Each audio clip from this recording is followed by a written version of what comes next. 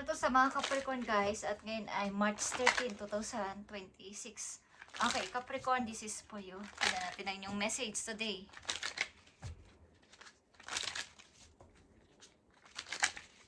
Para to sa mga Capricorn. Tignan natin ang inyong message. May nawala ba sa inyong kapamilya nyo guys, or involved sa buhay ninyo? Literal na nawala. At ito ay sobrang sakit sa inyo.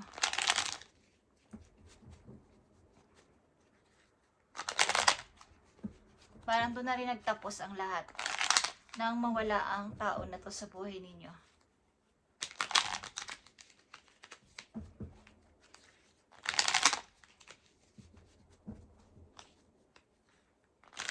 Tingnan natin nakapaloob na message dito, guys, sa mga Capricorn. March 13, 2026. Thank you. Okay. Maraming problema, Capricorn, at pasan-pasan mo. Parang pasan-pasan mo ang daigdig. Yan ang sinasabi mo sapagkat napakaraming responsibilidad, napakabigat. At kinakaya mo tong mag-isa, napakahirap. Okay, ikaw ay i-involve sa isang relasyon na hindi maayos. Okay? Gusto mo nang kumawala sa buhay na ito, parang marriage. Capricorn, tingnan natin tong message mo. Nandito ang imprisonment. Something na kayo ay nakakulong. Nakakulong sa sitwasyon na to, or may mga involved na tao sa buhay nyo na literal na nakakulong. Guys, okay, kayo ay gusto nyo na ditong lumaya, or nasan ang justice para sa akin? Nasan ang justice? Okay, bakit ako nandito? Bakit hindi ako makaalis? Ang bigat. Tingnan natin ang nakapaloob dito sa imprisonment. Knight of Swords is here. Two of Wands and the Fool. Guys. So, nandito yung planong decision na ng mas mabilis kaysa dati. Okay? Matagal kayo maybe na-stuck o naka-stuck sa sitwasyon na to. At ang ilan sa inyo is may piniling bagong path ng buhay, Capricorn, at ito ay nasa malayo. Okay? Ang person dito ay may hawak na globe at may isa siyang hawak na wand. Ibig sabihin, ang ilan sa inyo binitiwan na tong napakaraming problema na to at ang dinala nyo na lang ay isa o yung kaya nyo lang dalhin. At nagdesisyon kayo na kumawala dito. Maaaring yung ilan sa inyo nagtiis ng 2 years, ang ilan sa inyo 9 years, ang ilan sa inyo ay 11 years dito sa pagkaka-stuck dito. At finally, marami nang nabago at gusto mo nang mabilisan sapagkat sayang ang oras. Maaring kayo ay nasa travel o magta-travel pa lang o nandun na sa travel. Ibig sabihin nasa ibang lugar, nasa ibang bansa. At nag-i-start ng bago kahit na hindi nyo alam kung to ay sigurado magtatagumpay kayo. Basta gusto ko ng bagong Capricorn. Bagong simula sa buhay ko. Okay, Capricorn.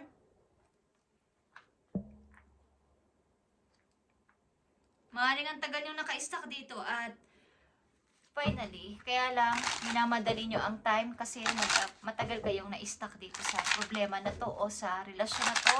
Guys, maaaring pinili nyo maging malaya at gawin ang gusto. Kahit may mga tao pang may ayaw na ikaw ay aalis o kung saan pupunta, is kailangan mo itong gawin para sa iyong pagsisimula muli. Capricorn, tingnan natin ang message dito para sa iyo, March 13, 2026. Sa mga Capricorn, Knight of Swords, Two of Wands, and the Fool. Na ito Aquarius, Aries, and malakas ang Aries dito. Okay, involved sa Aries. Meron din dito mapagmandong person sa inyong buhay. Maraming rival sa paligid, maraming mga sa buhay ng inyong sa larangan na inyong ginagalawan sa ngayon is maraming rival. Sa trabaho man yan o sa pag-ibig.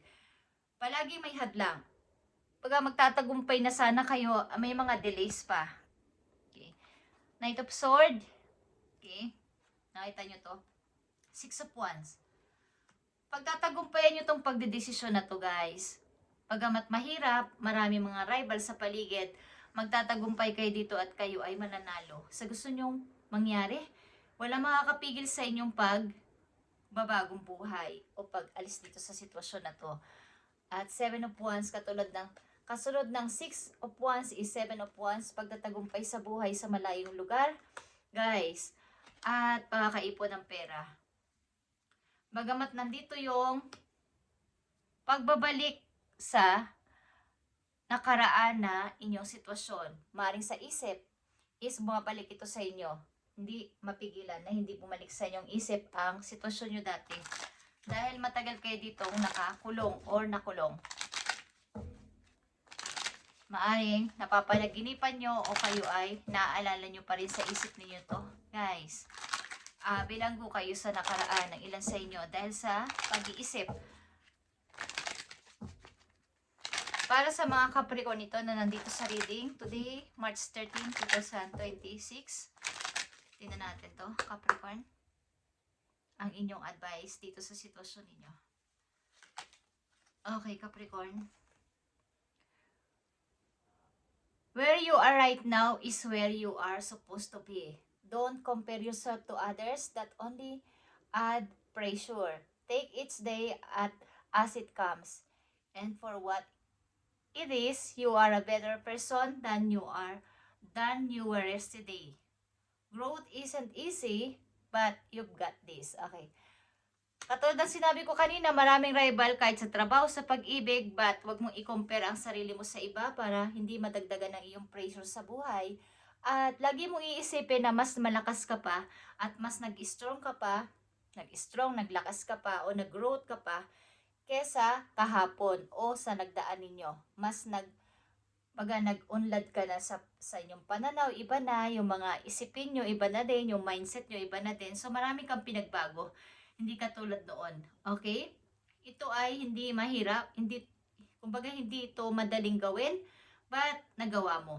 Kaya wag kang magsisi sa iyong kung nasaan ka man ngayon bansa, saan ka man ngayong lugar, is nandito ka sa tamang daan, tamang landas na tama yung landas na yung tinatahak o tama yung pinili mong path ng buhay. Okay? Huwag mo lang i-compare ang iyong sarili sa iba sapagkat iba sila, iba ka. Okay?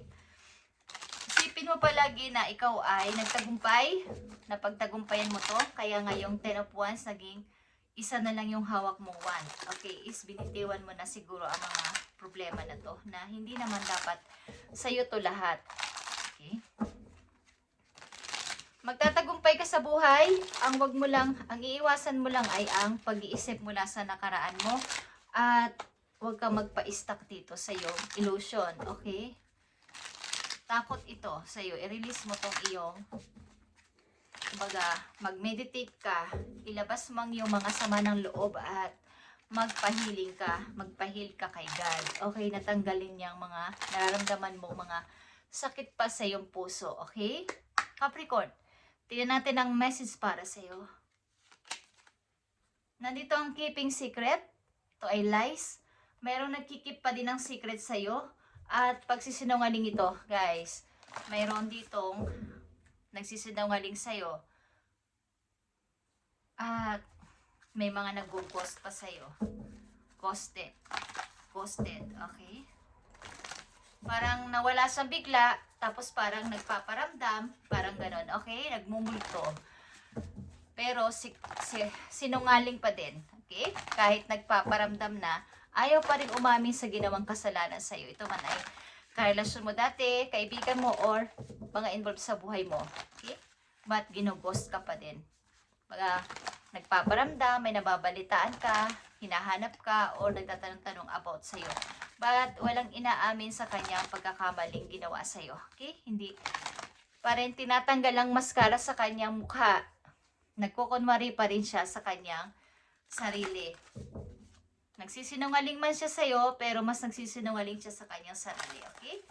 So, huwag mo nang pansinin ang tao na to. At magpatuloy ka sa buhay sapagkat ito ay sinungaling. Okay? Capricorn, sa iyong journey ng buhay, tumanay sa iyong sarili, sa iyong pagta-travel or what is it natin. Okay? So, para to sa mga Capricorn. March 13, 2026.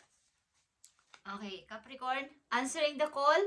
The time is now. Okay, the time is now. Baka kayo ay may mga ina-applyan o meron kayong hinihintay na tawag, literal na tawag o message is, sagutin nyo ang inyong phone. Sapagkat mga miracles is paparting sa inyong buhay. Huwag nyo i-ignore ang mga messages na kung kayo may alam na kayo ay nag-apply dito o nagpadala ng mga papeles sa ganon is maging aware kayo sa inyong email or sa inyong mga cellphone o sa inyong mga computer. Tingnan ninyo, baka may nasa spam ang inyong mga message. Okay? At sa madaling salita, ito na yung time para ikaw ay maging, kumbaga, magbubukas ang opportunity sa mga Capricorn. At ito ay sign na ito na yung tamang time na ikaw ay mag-start na sa bago mong buhay. Okay? At pagpapasimula. Huwag ka nang mag-stuck doon sa nakaraan at ang mga tao na to, ang tao na to ay sinungaling. Kahit ano pa ang sabihin niya, siya ay nagtatago sa kanyang maskara. Keeping secret pa rin ang tao na to. Payo sa'yo ng iyong mga angels, guardian angels, Capricorn, na nabibase pa din dito sa sitwasyon mo at sa mga paparating pa. Okay? Tingnan natin. Para to sa mga Capricorn. Thank you, Spirit. Okay. Nakikita nyo ang successful completion. Ito ay sa iyong pagpapasimula. Ito ay number 21 is 3 is rebirth. About ito sa iyong pag-i-start muli sa buhay, Capricorn. This is a time of incredible accomplishment. You're satisfied. You've satisfied in feelings, joy, a sense of completion, and pride in the amazing job you've done. Okay? Amazing job you've done. Ito man ay literal na trabaho mo o sa journey mo sa buhay is marami kang na pagdaanan at natapos. You've been blessed with many spiritual thoughts. Soon you'll begin a new journey, but for now, take time to bask in the happiness of your dreams coming true. Okay. Huwag kang mag-alala at huwag kang magpanik sapagkat nakatakda itong mangyari sa iyo, Capricorn, sapagkat ikaw ay maraming napagtiisan sa buhay, marami kang dinalang problema na ikaw lang yung nagsubok na ito ay bigyan ng solusyon. Okay, at meron sa yung helper thoughts dito na kasunod na message. Okay? Your life is about to start moving very fast. Very fast ang pag-moving mo. Ibig sabihin, hindi mo maintindihan din ba't ako agad-agad nakapag start. Ba't ako agad-agad nakapag restart. Okay. Something na may mga nagmamasid sa iyo na yung mga guides galing sa langit. Guys, na ikaw ay bibigyan, papadalhan ng mga taong tutulong sa iyo dito sa lupa. At yun ay yung mga angels. Nagagamitin ng ilang mga tao. Okay? Hindi naman tipong sila mismo ang lalapit sa atin para tayo ay bigyan ng tulong o advice. Okay? May mga gagamiting tao, maaaring may mga makikilala ka o mga kaibigan mo na mag-a-advise sa'yo at tutulungan ka sa iyong problema. Okay? So kung saan ka man lugar ngayon o larangan na ginagawa mo sa buhay is nasa tama kang path ng buhay, Capricorn, at huwag ka mag-alala. Take its day as it comes. Okay? Ikaw ay naging mas mabuti kaysa dati. Pag mabuting tao ka naman, mabuting ginagawa mo, pero mas nag-grow ka pa sa ngayon dahil sa iyong mga pinagdaanan. Ang ilan din sa inyo, literal na nakulong or nakulong sa sitwasyon na napakatagal. mabigat na sitwasyon at maraming problema. At ito na yung tamang time na ikaw ay sumubok ulit at makakaipon ka dito ng money, magkakaroon ka ng freedom sa money mo. Okay? Huwag mong intindihin at huwag mong i-compare ang sarili mo sa iba sapagkat nagpapa-add ito, nagpapadagdag ng yung pressure. Isang mahalagang message dito para sa iyo, Capricorn. Okay. Andito ang Princess of Coins. Ang ilan sa inyo mga bata pa, guys. Maring 30s pataas. Okay? Or 20, magti-30. At patuloy sa paghahanap ng mapagkakakitaan, guys. At ang ilan sa inyo may anak na babae na masasabi niyong princess. Okay. So, kaya tuloy-tuloy sa paghahanap ng paraan para sa pag-unlad sa money. Ilan sa inyo? Capricorn. At habang bata pa kayo, magpatuloy kayo dito. Huwag niyong tigilan para makamit niyo ang inyong patagal ng pinapangarap. Sapagkat ito ay successful completion, guys. May mga guides dito na tutulong sa inyo para kayo ay mag-success sa inyong dream. So, answering the call, the time is now. May mga signs kayong makikita, something, na ito na yung tamang time na ako ay umalis o mag-start sa buhay. Okay. Capricorn, this is for you. March 13, 2026. Okay. Andito ang phonics. How that for happily ever after. Kailan sa inyo talaga ay nakadanas ng napaka-bigat na pagsubok sa buhay. May ka-involvement to sa inyong naging karelasyon, mga anak, kamag-anak, kapamilya, or what, mga kaibigan, is ang ilan sa inyo ay nagtatanong na paano ba maging happy forever? Yung matuklasan o malaman ko o maramdaman ko na maging masaya naman. Okay. So, wag niyong ito-try na sisihin ang Lord sa nangyari kung ano man ang mahirap na nangyari sa buhay ninyo. Is wag niyong itry na may mga magsalita ng masasama at makapangyarihan ng ating dila. Okay? Kapag tayo ay nagsalita ng bad sa kapwa or sa mga taong nanakit sa atin. Okay, just saying, guys, at kaya nyo na ririnig to is may mga ilang Capricorn na parang nakakapagsalita o makakapagsalita ng ganong bad sa kapwa nila dahil sa sobrang ibinigay sa kanilang kasamaan. Okay. Tignan natin ang message ko po you. Last message for Capricorn, March 13, 2026. Capricorn, this is for you. Matatapos na to at iwanan mo ang mga pasanin na hindi dapat ikaw ang nagtapasan. Problema, yun ang ibig ko sabihin. Is iwanan nyo yung ilan, dalhin nyo lang yung kaya nyo solusyonan at yun yung inyong dapat na gawin lang o solusyonan. Huwag na yung problema ng may problema. Bitiwan nyo na yan, guys. Okay? Message sa'yo, Capricorn. Ito ay frog at ito ay transition, guys. This is a powerful time to change. You are being called to connect with the world of emotions and feminine energies. So may you also need to be engaged a process of cleansing. Whether it's physical, emotional, spiritual, or energetic. So kayo ay mag-cleansing something. Umpisahan nyo sa inyong physical, sa inyong looks. Okay, kayo ay magbago ng anyo. Hindi, magbago kayo ng inyong mga sa inyong pananamit, sa inyong buhok, sa inyong mga makeup, okay? Sa inyong pakikipag-usap, yung inyong emotion is i-cleansing nyo din, okay? Ibahin na, maging bago na, maging masayahin na. At sa inyong spiritual, mas patatagin pa. At sa inyong energetic, yung inyong power is ilabas nyo, okay? Yung inyong inner power. Magdagdag kayo ng energy, okay? Pag may time, magpahinga at magdagdag ng energy sa inyong katawan.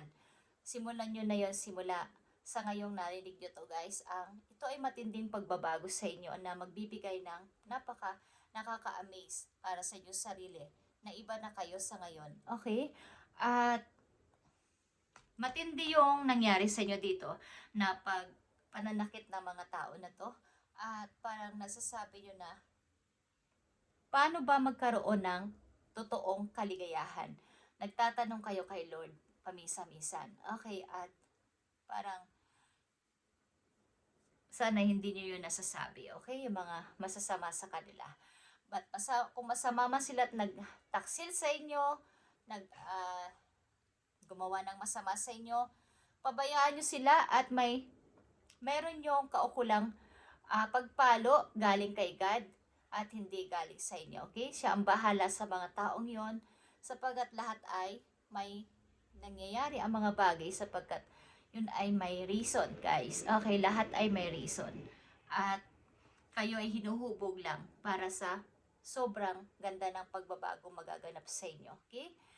Thank you, Capricorn, and God bless sa inyo lahat, guys. At answering the call, literal man to o sa mga mararamdaman nyo sa inyong sarili na ito na yung tamang time to move, to change, at maging iba ako kesa dati is gawin nyo na sa lalong madaling panahon para hindi masayang oras nyo at maging mas madali ang pagbabago. Okay? At huwag nyo i-compare ang sarili nyo sa iba para hindi kayo magka-pressure.